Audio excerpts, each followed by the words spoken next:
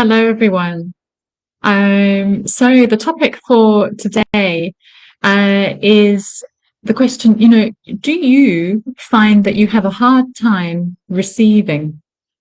And when I say receiving, I mean things like compliments, gifts, things from others that, come sort of often unexpectedly and are a way of sort of affirming you. Do you have trouble when that happens?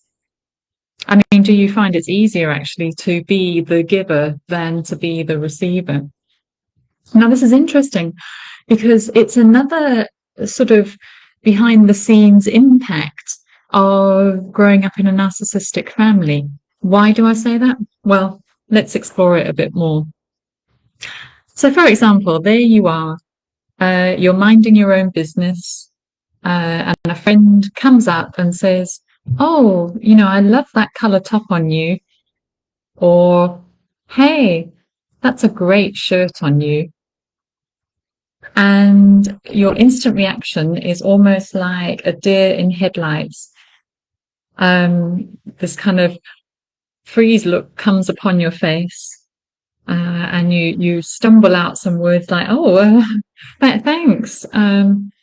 But there's usually sort of a bit of a pause then as you try to think, gosh, what do I say now? What's expected in return in this situation?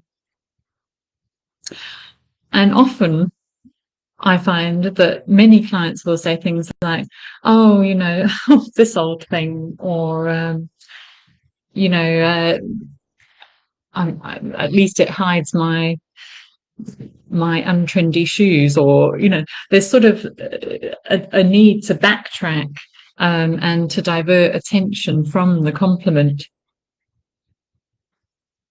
So there's often a deflect that comes in there, and it's either sort of putting yourself down in return, so minimizing the compliment or the gift, or it's deflecting attention back to the other person by saying something like, out of obligation almost, "Oh, thank you so much. I love your handbag," or "Oh, but you've got the best shirts. I love your style. I'm just trying to keep up here." Something like that. So why do we sort of experience this, what I would call a sort of trauma response, a fight, freeze, or fear response? Why do we feel so triggered when receiving gifts or compliments? Well, because in childhood and in early adulthood, it was a danger situation. It comes from childhood conditioning. How can I say this? Well, when growing up with narcissistic parents, we learn that no compliment or gift is safe. It's either that the gift is grooming us to comply with the image that the parent wants us to be in, or the role the parent wants us to be in, their view of us, or it can be a subtle put down, or even a covert arrow sent to harm you. So, for example, "Oh, look at you trying to be all trendy," or "you never really fitted in at school, and you're not like the other children. You were never like the other children at school. You never really fitted in, but that's a good thing." So as children, when we receive compliments or gifts as well from parents, they're met with a sense of uncertainty. There is sort of a sense of not being sure of it. There's a bit of gaslighting which comes into the picture here, where, on one hand, your parents saying something that seems nice, but on the other, there's an underlying, your gut's telling you that something's a little bit off here. And often these compliments or gifts are a mixed message to us. You know, the rest of the time we're being criticized, put down, you know, whatever. And then when the compliment comes, it can feel like it's sort of inappropriate, it's at the wrong time, or there's something just not quite right about it.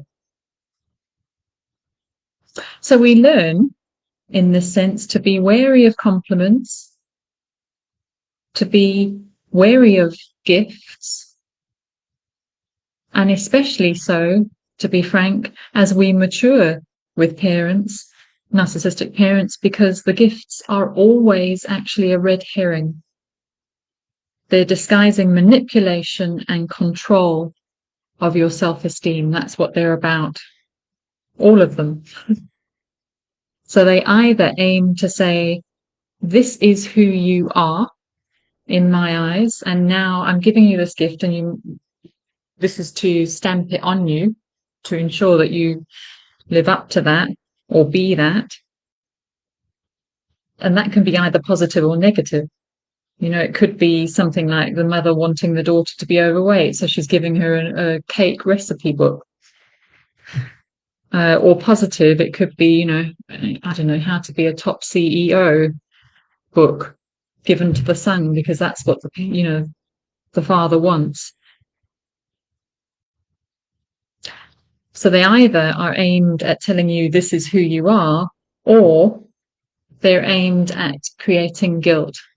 So they come preceding something to make you feel guilty, or after an abusive event, there may be a gift which then makes you feel guilty, or you'll get the compliment or the gift after they've done something in order to make up for it, and that's where you're left in that state of confusion.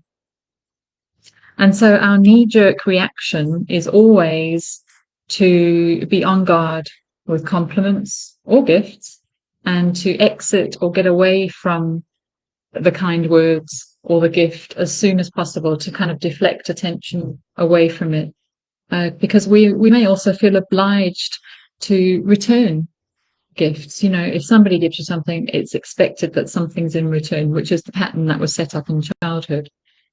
We cannot just receive and feel safe, because we learned that we cannot trust givers. And that's the message I wanted to get across in this video today. The underlying crux of this all is that we grow up learning not to trust people who give things to us, because it's usually a hidden obligation or not for our own good. And so we ultimately come to the place where we're like, I only feel safe when it's me giving to me.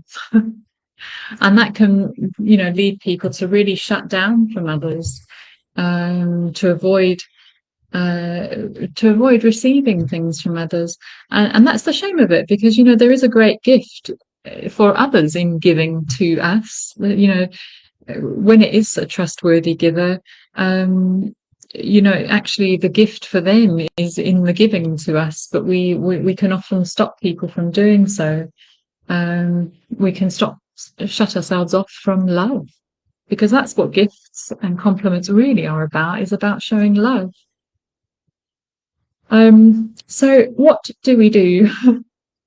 So I would suggest, you know, the next time somebody pays you a compliment, challenge yourself not to say anything back in return in compliment to them, just to receive it. You know, just try saying, thank you so much, that's really made my day, or that means a lot to me, and leave it there. And take in their words and try to allow them to settle within you. Don't reject them immediately. And you might want to ask yourself too, you know, where in your life do you feel blocked off?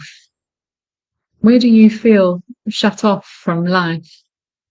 Because most certainly it's there that you are not open to receiving. So that brings us to the end of this video today. Please thank you to everyone who's been commenting and liking, to all those that have subscribed. I really appreciate it. And if you do have any comments or experience, it's wonderful to hear and have a bit of a dialogue going about these topics. So please do. Take care, everybody, and I'll see you again tomorrow for another video. Take care. Bye.